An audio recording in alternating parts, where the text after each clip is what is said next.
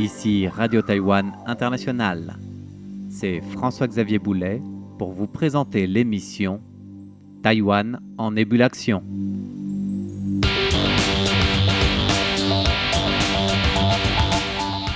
Dans le cadre de notre émission où nous parlons des avancées, de l'innovation, de la créativité, des contributions ou prouesses des hautes technologies et autres, dans tous les domaines en fait, des sciences, technologies, médecine et j'en passe à Taïwan, nous ne pouvons pas ne pas parler de robotique et surtout des talents en herbe. Et cette semaine, justement, nous avons choisi de faire la part belle à la jeunesse taïwanaise qui s'est largement distinguée dès sa première participation au Challenge Tech First. Il s'agit d'une compétition de robotique adressée spécialement à la jeunesse, plus précisément aux moins de 18 ans et dans le cadre scolaire.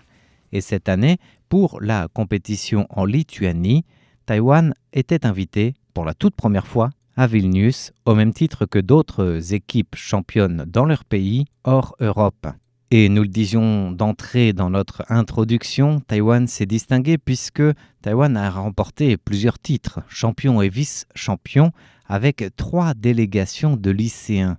Tout d'abord, le lycée catholique du Sacré-Cœur de Yunlin, mais aussi le lycée catholique Concordia à Chiayi, et encore le lycée national public Beimen de Tainan.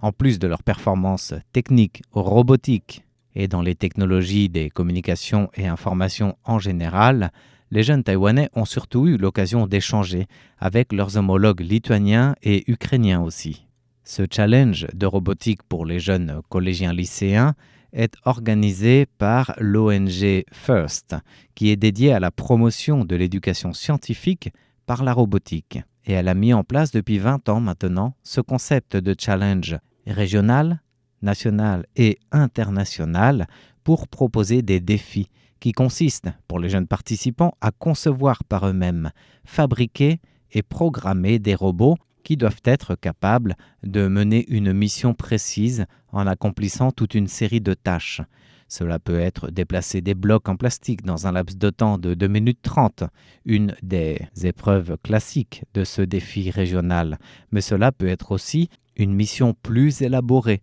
en fonction des difficultés techniques, des performances des équipes, en plus d'un volet éducatif où chaque équipe doit présenter son robot au panel d'arbitres et juges de la compétition, avec une épreuve qui, à mes yeux, est d'ailleurs l'une des plus intéressantes de ce challenge, à savoir devoir coopérer avec d'autres équipes pour réussir ensemble des épreuves imposées.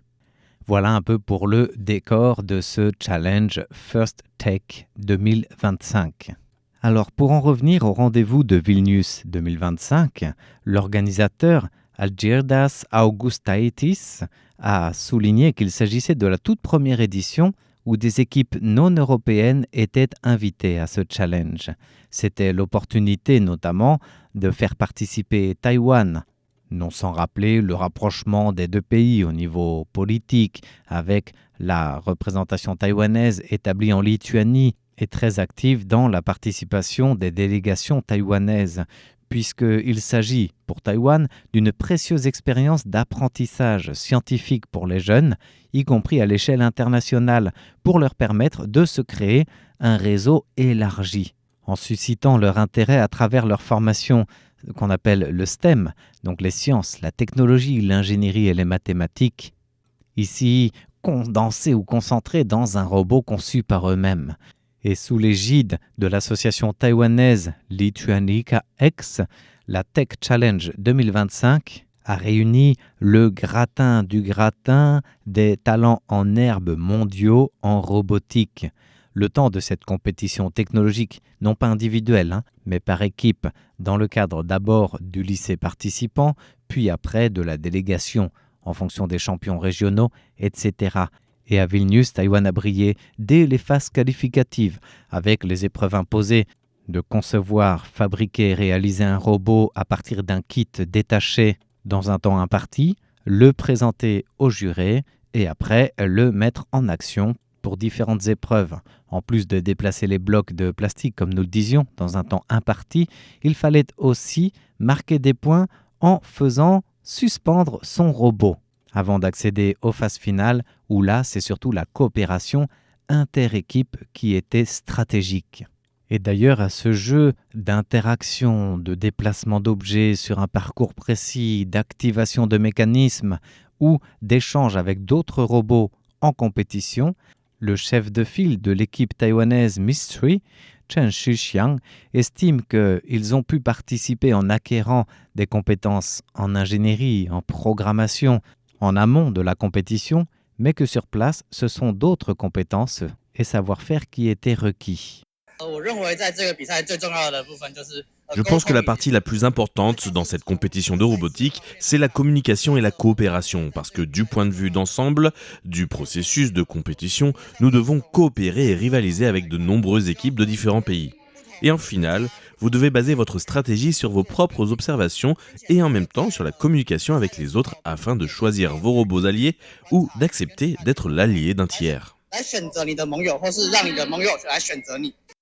Fort de cette expérience et coopération internationale, Taïwan rentre avec un titre de champion, un titre de vice-champion, mais surtout plein d'idées, d'échanges et d'interactions, puisque c'est aussi et surtout le but de ce défi challenge. D'ailleurs, l'organisateur lituanien Algirdas Augustaitis se félicite de cette coopération et de la participation des jeunes programmateurs taïwanais. Et il espère d'ailleurs que cet échange particulièrement enrichissant de Vilnius puisse se poursuivre en voyant à leur tour des équipes lituaniennes se rendre à Taipei pour participer à d'autres compétitions de ce type à l'avenir et échanger avec leurs homologues taïwanais déjà très bien formés. D'ailleurs, pour le professeur Lin Chanyo, qui est un des coachs entraîneurs en robotique, cette approche ludique et éducative en conception, programmation et réalisation s'avère précieuse sur plusieurs points, au niveau de la formation académique bien sûr, pour les jeunes Taïwanais, mais aussi et déjà dans leur formation professionnelle de demain. J'estime que l'apprentissage de la conception de robots à Taïwan présente de nombreux avantages. En plus d'acquérir des compétences en programmation et en ingénierie mécanique, les élèves peuvent découvrir leur propre centre d'intérêt et talents. Que ce soit en termes de formation ou de professionnalisation, cet apprentissage est bénéfique au niveau universitaire et en recherche appliquée. C'est un réel atout.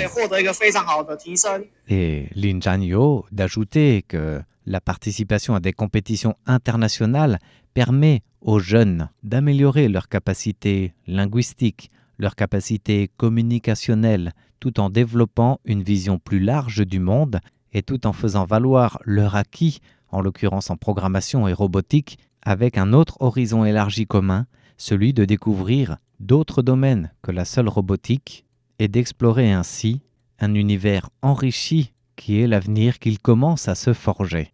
Alors impossible de ne pas saluer cette prouesse taïwanaise pour une première participation non européenne à cette compétition de robotique Challenge Tech First de Lituanie 2025. D'ailleurs, la représentante taïwanaise sur place, Wang Xuehong, a souligné que cet événement offrait une précieuse expérience d'apprentissage scientifique en permettant à ces ingénieurs en herbe d'acquérir un savoir-faire, une confiance en soi, une précieuse expérience et bien sûr une opportunité inégalée d'échange international. Elle souhaite aussi que ce succès ne soit pas un résultat mais au contraire un tremplin vers d'autres succès. D'ailleurs, les lycéens participants de Taïwan à Vilnius 2025 ne s'arrêtent pas à cette compétition lituanienne. Grâce à leur bonne performance, ils ont gagné leur ticket pour les États-Unis et la grande compétition First Robotics de Houston en avril prochain,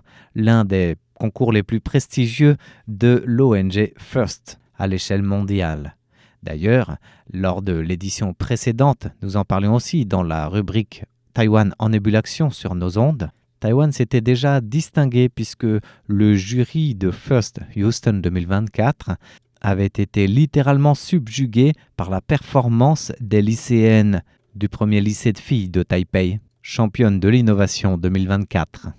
Alors bien évidemment, la délégation taïwanaise de Lituanie qui revient championne de conception-programmation en robotique à Vilnius compte bien aller plus loin à l'échelon supérieur international de Houston avec un autre défi et une nouvelle thématique, cette fois-ci In the Deep.